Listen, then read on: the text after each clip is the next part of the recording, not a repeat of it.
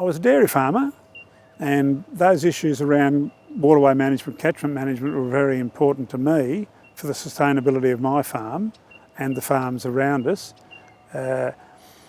We were the only land care group in Victoria that had a focused dairy farm that didn't have land care around it. So the department back then helped us set up land care, and from there I got involved with catchment management. And it was just an interest that people said, as chairman of our land care group, you have put your name up for the Catchment Management Authority.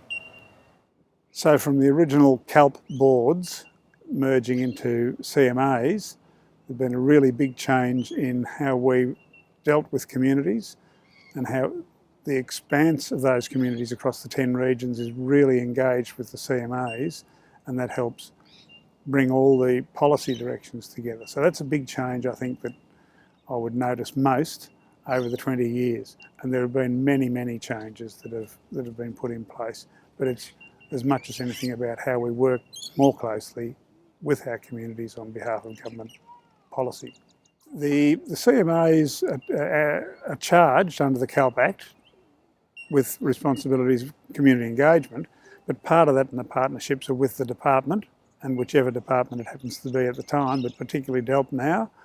But there is association very strongly with Digita because of the ag components in our regions. Parks Victoria are a really strong partner right around the state. And then Landcare, Trust for Nature, Greening Australia, all the not-for-profit type entities, and particularly, I suppose, where they've got expertise to carry out project work for us. Then in different parts of the state, so north of the state, you've got a big range of Murray-Darling Basin activity there.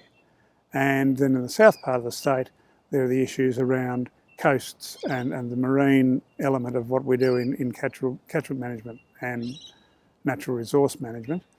The most significant partner that we have now, in many respects, are the traditional owners, and we've been involved with them by degrees through memorandums of understanding with Gunai Kurnai in West Gippsland, for example, for 5 or 6 years.